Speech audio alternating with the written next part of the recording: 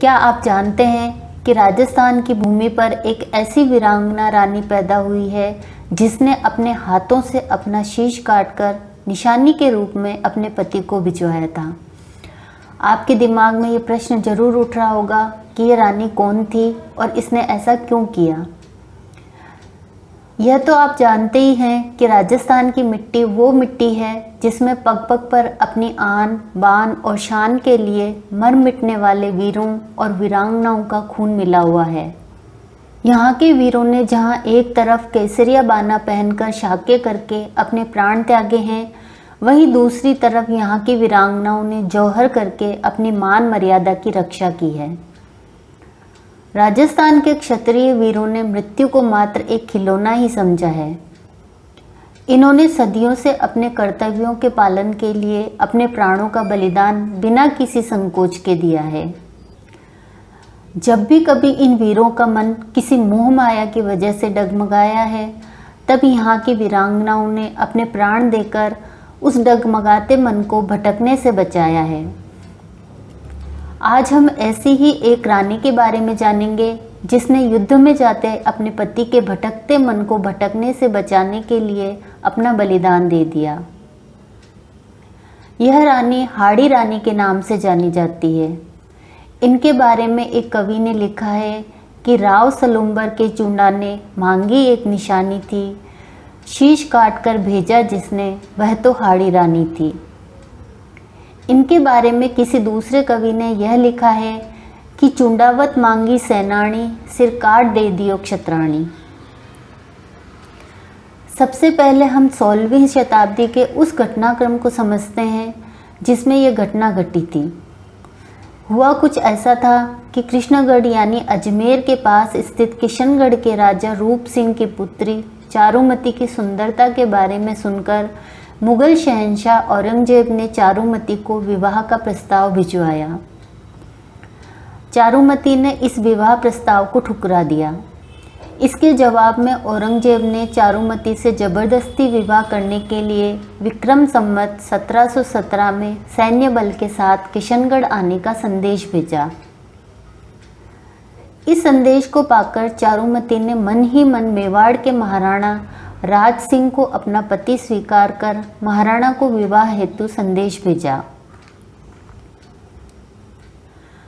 महाराणा राज सिंह ने यह विवाह प्रस्ताव स्वीकार कर सलुम्बर के नवविवाहित चुंडावत राव रतन सिंह को संदेश भिजवाया कि वो किशनगढ़ के आगे आगरा मार्ग पर औरंगजेब को तब तक रोके जब तक राज सिंह चारुमती से विवाह करके वापस उदयपुर न पहुंच जाए। सलुम्बर के चुंडावत रावत रतन सिंह को यह संदेश उनके मित्र और महाराणा के दूत शार्दुल सिंह ने दिया। रावत रतन सिंह का विवाह 2 दिन पहले ही बूंदी के हाड़ा राजा की पुत्री इंद्र कुंवर या सलह कंवर के साथ हुआ था। सलह कंवर को बूंदी के हाड़ा शासक की पुत्री होने के कारण हाड़ी रानी कहा जाता है। नया नया विवाह होने की वजह से रावत रतन सिंह का मन युद्ध में जाने को लेकर डगमगा रहा था। पत्नी के मोह की वजह से उनका मन भटक रहा था। आदेश की वजह से रावत रतन सिंह को रणक्षेत्र तो जाना ही था, इसलिए ये भटकते मन के साथ अपनी नवविवाहिता रानी से विदा लेकर रणक्षेत्र में जाने के लिए महल से निकले। महल के बाहर इन्हें फिर रानी की याद आई और इन्होंने अपने एक सेवक को भेजकर रानी से एक सैनानी यानी निशानी लेकर आने के लिए कहा। जब सेवक ने रानी से निशानी के लिए कहा तो रानी समझ गई कि उनके पति के कर्तव्य के बीच में उनका प्रेम आ रहा है और पत्नी के मोह की वजह से उनका मन डावाडोल हो रहा है। रानी को यह आशंका हुई कि कहीं उसके मोह के कारण उसके पति रणक्षेत्र में पूरे मन से युद्ध नहीं कर पाए और जिस कार्य के लिए वो युद्ध में जा रहे हैं वो पूर्ण ना हो।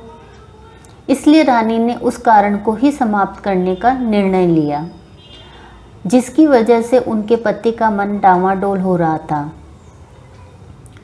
रानी ने निशानी देने के लिए अपनी एक सेविका से तलवार मंगवाई और अपने हाथों से अपना शीश काटकर निशानी के रूप में दे दिया। सेविका ने रानी का सिर थाल में रखकर उसे चूंदड़ से ढककर सेवक को दिया। सेवक ने जब रावत रतन सिंह को ये निशानी दी तो रावत सहम गए। रानी के सिर को देखकर उन्हें अपने कर्तव्य का ज्ञान हुआ। तब रावत ने कर्तव्य बोध की इस अनोखी निशानी को अपने गले में माला की तरह पहना और रण क्षेत्र के लिए प्रस्थान किया। रण क्षेत्र में रावत रतन सिंह ने औरंगजेब की सेना को तब तक रोक के रखा जब तक महाराणा राज सिंह का विवाह चारुमती के साथ संपन्न नहीं हो गया। इस प्रकार रावत रतन सिंह ने उन्हें सौंपे हुए कार्य को पूरी तरह से संपन्न किया और युद्ध में लड़ते लड़ते अंत में वीर गति को प्राप्त हुए। इतिहास में कर्तव्य का ज्ञान करवाने के लिए इस तरह के बलिदान का कोई दूसरा उदाहरण नहीं मिलता है। रानी की वीरता और बलिदान को देखते हुए राजस्थान पुलिस में इस वीरांगना के नाम पर राजस्थान में हाड़ी रानी महिला बटालियन रखा गया है।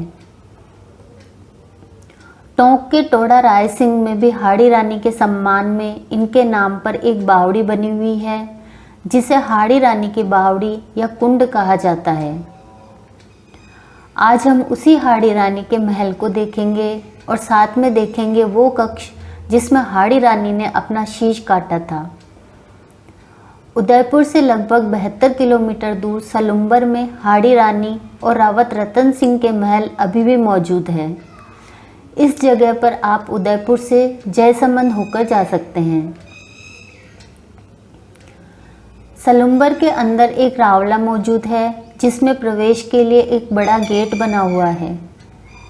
गेट से अंदर जाने पर बड़ा मैदान और कुछ महल दिखाई देते हैं। महल के कई हिस्सों में सरकारी स्कूल चल रहे हैं। रतन सिंह का महल तो काफ़ी जर्जर अवस्था में है और इसे आम जनता के लिए बंद कर दिया गया है। इसमें जाने का रास्ता भी बंद ही है। हाड़ी रानी के महल का जीर्णोद्धार कर इसे एक पैनोरमा का रूप दिया गया है। इस महल को देखने के लिए 10 रुपये का नाम मात्र का शुल्क लिया जाता है। हाड़ी रानी के इस 3 मंजिला महल को 7 झरोखे होने की वजह से 7 गोखड़ा महल के नाम से जाना जाता है। ये वही महल है जिसमें हाड़ी रानी ने अपने विवाह के बाद कुछ दिन बिताए थे और जिसमें इन्होंने अपना शीश काटकर बलिदान दिया था। महल के कई कक्षों में हाड़ी रानी की वीरता को दर्शाते हुए सिलिकॉन और मेटल की कई प्रतिमाएं लगाई गई है, जिनमें हाड़ी रानी द्वारा अपना शीश काटने की प्रतिमा अद्भुत है। इस प्रतिमा को देखकर मन सिहर जाता है। सोचिए, जब एक प्रतिमा को देखकर सिहरन महसूस करते हैं तो रावत रतन सिंह का क्या हाल हुआ होगा जब उन्होंने अपनी पत्नी के कटे हुए शीश को हकीकत में देखा था। महल के सबसे ऊपरी भाग में वो कक्ष बना हुआ है जिसमें हाड़ी रानी ने अपना शीश काटा था। इस कक्ष में वो प्रतिमा लगी है जिसमें हाड़ी रानी अपना शीश काटकर सेविका को दे रही है। इस ऐतिहासिक कक्ष में आपको कुछ अजीब सा महसूस होता है और आप कुछ क्षणों के लिए उस युग में पहुंच जाते हैं जिसमें यह घटित हुआ था। ऐसा लगता है जैसे वो घटनाक्रम आपके सामने घट रहा हो। महल की सबसे ऊपरी छत से आपको पूरा सलुम्बर नज़र आता है। पास ही पहाड़ी पर सोनार माता का प्रसिद्ध मंदिर नज़र आता है।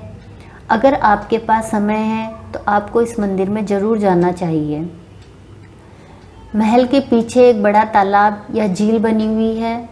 इस झील के बीच में सुंदर जल महल बना हुआ है। पूरी झील में कमल ही कमल लगे हुए हैं। पास में ही एक बगीचा बना हुआ है जिसमें सघन हरियाली है। अगर आप ऐतिहासिक स्थलों को देखने में रुचि रखते हो तो आपको हाड़ी रानी के बलिदान को महसूस करने के लिए एक बार हाड़ी रानी के महल में ज़रूर जाना चाहिए।